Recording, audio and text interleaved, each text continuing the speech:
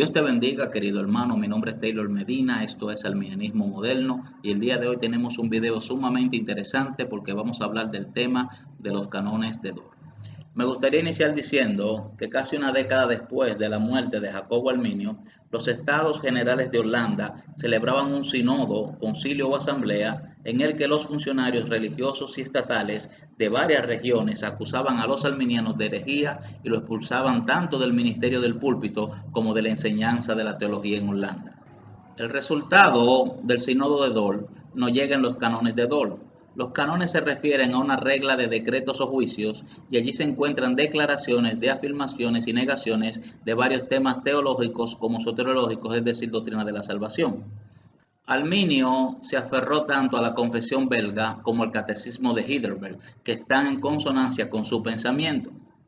Los cánones de Dort, a diferencia de los credos mencionados anteriormente, son menos ambiguos con respecto al tema de la soberanía de Dios y cómo la gente llega a la fe en Cristo para la salvación. Los cánones afirman la elección de Dios de solo algunos para la fe y la salvación de la siguiente manera. Sobre este tema, los cánones de Dort dicen lo siguiente: antes de la fundación del mundo, por pura gracia, según el beneplácito gratuito de su voluntad, eligió en Cristo para salvación a un número definido de personas particulares de toda la raza humana que había caído por su propia culpa de su origen original, inocencia en pecado y ruina, y por eso decidió entregar a los elegidos a Cristo y ser salvos y llamarlos, atraerlos efectivamente a la comunión de Cristo a través de su palabra y espíritu. En otras palabras, decidió concederle la verdadera fe en Cristo, justificarlo, santificarlo y finalmente, después de preservarlo poderosamente en la comunión de su Hijo, glorificarlo. Declaran, según ellos, su rechazo al error de quienes enseñan que la voluntad de Dios de salvar a los que creen y perseveran en la fe y en la obediencia de la fe es la decisión total y completa de la elección para la salvación. Y eso con respecto a esta decisión ha sido revelada en la palabra de Dios. Este supuesto error lo afirman los arminianos y los remonstrantes. Los últimos afirman que cuando Dios llama a los pecadores a sí mismo a través del Evangelio y ordena seriamente la fe y la obediencia, ya sea bajo la promesa de vida eterna o bajo la amenaza de muerte eterna, no solo otorga la gracia necesaria, sino también suficiente para que los pecadores se rindan en fe y en obediencia. Ahora bien, aunque Arminio y los remonstrantes sostienen la posición reformada de que solo a través de la palabra y el Espíritu alguien es llevado a Cristo, entienden que los medios de la gracia pueden resistirse, una noción que los mismos calvinistas resisten. Arminio cree que las escrituras son claras en cuanto a quién Dios ha elegido salvar, porque las escrituras insisten en que Dios salva a los que creen. Lo que las escrituras no enseñan es que Dios elige quién creerá y quién permanecerá en incredulidad. Con respecto al decreto de elección de Dios, Arminio sostiene: esto descansa o depende de la presciencia y la previsión de Dios, por lo cual Él conoció de antemano desde la eternidad lo que los hombres a través de tales medios creerían con la ayuda de la gracia previniente habilitadora y perseverarían con la ayuda de la gracia subsiguiente o siguiente, y quien no creyera y perseverará. Ahora, note que él no usa el lenguaje de Dios mirando hacia los pasillos del tiempo para ver quién recibirá o no a Cristo y luego los elegirá para salvación. El punto de vista de Arminio está mucho más basado en la Biblia que ese concepto. Ahora bien, Arminio cree que Dios sabe y siempre ha sabido todo lo que se puede saber. La omnisciencia de Dios es parte de su esencia como Dios. Afirma que Dios no hace nada en el tiempo que no haya decretado hacer desde la eternidad pasada. Todo conocimiento para Dios es una realidad correspondiente a su esencia. En otras palabras, Dios no aprende ningún concepto nuevo ni nunca tiene una nueva idea. Es decir, que la totalidad de su conocimiento es tan eterna como Él mismo. Por lo tanto, Dios no mira a través de los pasillos del tiempo para saber quiénes eran sus elegidos. Dios siempre ha conocido a las criaturas creadas a su imagen en su estado final como creyentes o no creyentes. Esta noción, sin embargo, no es una que los calvinistas sean capaces de tolerar. La posición calvinista de la meticulosa soberanía de Dios y la elección incondicional para ellos es el único caso bíblicamente viable, y todas las demás posiciones son heterodoxas en el mejor de los casos y una negación de la fe en el peor. En más de 4 siglos, poco ha cambiado en ese sentido. Es por eso que algunos calvinistas modernos señalan a los arminianos al sínodo de Dort para informarles que el arminianismo fue condenado como herejía. Pero La naturaleza ridícula de esa afirmación, sin embargo, habla más de su ignorancia de la historia de la Iglesia de lo que uno se da cuenta.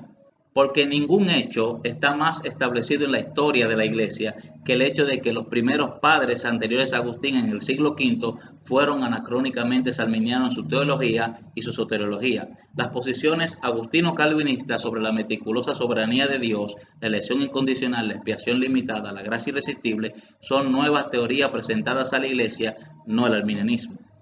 Ahora, lo que quiero establecer es que tanto Arminio como los remonstrantes lucharon tenazmente por la libertad religiosa en la sociedad holandesa, pero los calvinistas del principio del siglo XVII se opusieron rotundamente a cualquier apariencia de tolerancia teológica, sin mencionar la libertad que no sea la suya propia. Este es un hecho histórico indiscutible.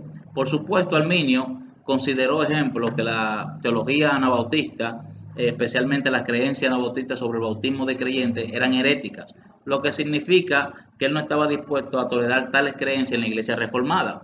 Pero tenga en cuenta algo, había un marcado contraste entre Arminio y los demás protestantes. Mientras Zwinglio y Lutero en el siglo XVI estaban consistiendo el ahogamiento de los anabautistas por herejía, Arminio es bien conocido por ir a la casa de los anabautistas en un esfuerzo por debatir con ellos o persuadirlos para que regresaran a la ortodoxia de la iglesia reformada. Ahogar o matar herejes no es un principio de Arminio ni de los remonstrantes. Ahora bien, los estados de Holanda habían estado protegiendo a los remonstrantes desde 1610, pero en 1614 el simpatizante, protector y magistrado civil de los remonstrantes, Johan Oldenbarneveldt, considera necesaria la proclamación de un sistema donde daba libertad a cada una de las ramas que se habían dividido dentro de los protestantes. Desconcertados y reacios, los calvinistas aceptan el fallo. Sin embargo, la autoridad del Estado en la vida y doctrina de la Iglesia reformada está causando descontento con los oponentes del arminianismo, es decir, los contrarremontantes, que eran los calvinistas. La doctrina de la predestinación, que se fue declarada como no esencial para la salvación, que causó que los calvinistas se molestaran bastante y estuvieran totalmente en desacuerdo con ese tratado que se había firmado. Ahora, en este tiempo entra en escena Hugo Grocio, que fue un erudito clásico muy respetado, teólogo, historiador, abogado, el fundador del derecho internacional de los tratados y sobre todo un arminiano. Aparece ante los estados de Holanda implorando al pueblo que favorezca la resolución de Oldenbarneveldt. Y él decía que si se permite a los calvinistas promover su causa sectaria, la libertad religiosa será aplastada para siempre. Los protestantes están libres de la tiranía de Roma y no deben ser sometidos a una nueva tiranía de los calvinistas. Aún así, los que están en Ámsterdam no están dispuestos a adoptar por completo la resolución, ya que dentro de su ciudad quedan católicos, romanos, anabautistas, arminianos y calvinistas.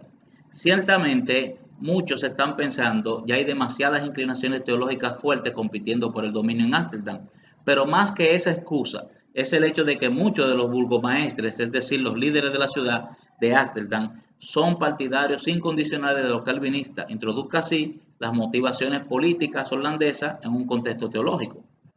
Poco después de la apelación de Grocio a los estados en 1616 por la libertad religiosa, a principios de 1617, el príncipe Mauricio, que hasta ahora se ha mantenido a distancia de estos asuntos en un movimiento político inteligente, se puso abiertamente del lado calvinista.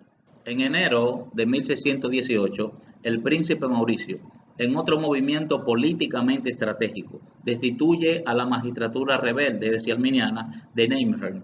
La intención de Mauricio es librar a los estados de la influencia arminiana, una amenaza que considera tanto política como civil. Paso a paso, Mauricio está posicionando a los calvinistas para realizar un sínodo nacional. El 28 de agosto de 1618, Mauricio tiene una orden de arresto para Johan Oldenbarneveldt, Hugo Grocio y algunos otros. Mauricio luego viaja de pueblo en pueblo para expulsar a los partidarios de los arminianos, reemplazando a los funcionarios del gobierno con sus propios hombres. El 13 de noviembre de 1618 se inicia un sínodo nacional, el Sínodo de Dort. Los arminianos están ansiosos por presentar sus 5 puntos de protesta para que los estados los examinen con la esperanza de ser aceptados. Reunión tras reunión, los arminianos no pueden presentar ni defender su caso. Los arminianos son atraídos a este sínodo por razones políticas, simplemente para ser acusados y expulsados del Estado.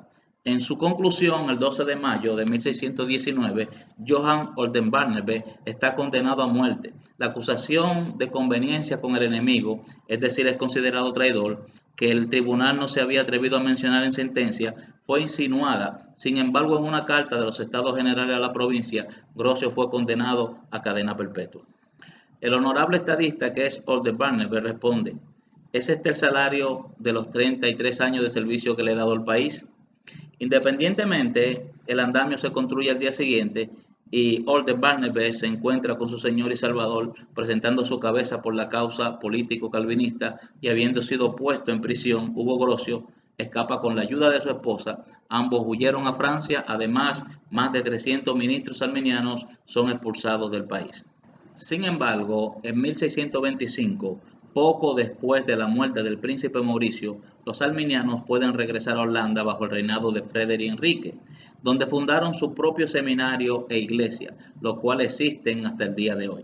Los calvinistas siempre deberían denunciar e inclinar la cabeza avergonzado, tanto por la motivación como por el resultado del sínodo de Dort. Desafortunadamente y muy revelador, creo que muchos calvinistas alaban el sínodo de Dort y sus procedimientos. Bueno, mis amigos, prácticamente estamos llegando a la recta final. Y para finalizar, voy a mencionar ahora los calvinistas que se convirtieron en arminianos en Dort. El primero fue John Hale. Hale fue un teólogo inglés, era un hombre tranquilo, gentil, era muy leído, tenía una memoria excelente y se dice que tenía un conocimiento exacto de la lengua griega. Durante algún tiempo fue profesor en el colegio de Eton, donde enseñó griego. Se le conocía cariñosamente como The Ever Memorable Hale. Durante los procedimientos de Dort, Hale fue capellán de Sir Dudley Carleton, y el embajador inglés en Holanda asistió a Dort a petición de Sir Carleton. Durante Dort se informa que Hale le dio las buenas noches a Juan Calvino y se convenció de los méritos del arminianismo, después de escuchar la defensa de Simón Episcopius de la expiación limitada y la exposición de Juan 3:16. El segundo que voy a mencionar es Thomas Coate. Vivió de 1576 a 1638. Coate era un clérigo inglés, le gustaba la poesía y era conocido por su habilidad en el verso. Fue capellán de George Abbot, arzobispo de Canterbury, fue rector en varios lugares y también fue precentor líder musical en la Catedral de San Pablo. Coate fue enviado a Dort por King James a pedido de Abbot. Coate fue a Dort como calvinista, pero al igual que Hale, se convenció del arminianismo durante el transcurso del sínodo. Cambió de bando y comenzó a defender a los arminianos. Como resultado, perdió mucho prestigio entre sus colegas y su nombre fue omitido, quizás accidentalmente, de los actos del sínodo de Dort. Después del sínodo de Dort, Coate regresó a su capellanía. El tercero que voy a mencionar es Daniel Tilenus. Daniel Tilenus vivió de 1563 a 1633. Tilenus era un hugonote calvinista francés. Fue profesor en el Colegio Presbiteriano de Sedan. Era un calvinista acérrimo en sus primeros días, pero ya había abrazado a los remonstrantes en la época de Dort. Arriesgando su puesto en Sedan, Tilenus criticó duramente el comportamiento de los calvinistas en Dort, afirmando que trataban a sus hermanos arminianos de acuerdo con los métodos de los turcos. Como resultado de su apoyo e identificación con los arminianos, Tilenus fue depuesto de su cátedra en Sedan, se mudó a Inglaterra a petición del rey James y se convirtió en un defensor capaz de la teología arminiana. Bueno, con esto yo termino. Yo espero que haya sido de bendición para ti. Si te gustó el video, me gustaría que te suscribas, me gustaría que le des like y que lo compartas a alguien que quiera conocer un poco del sínodo de Dort. Esto es Arminianismo Moderno y seguimos haciendo videos para que tú sigas conociendo la historia del arminianismo, el arminianismo en sí, y no te dejes engañar por lo que dicen los calvinistas del arminianismo. Dios te bendiga y nos vemos en el próximo video.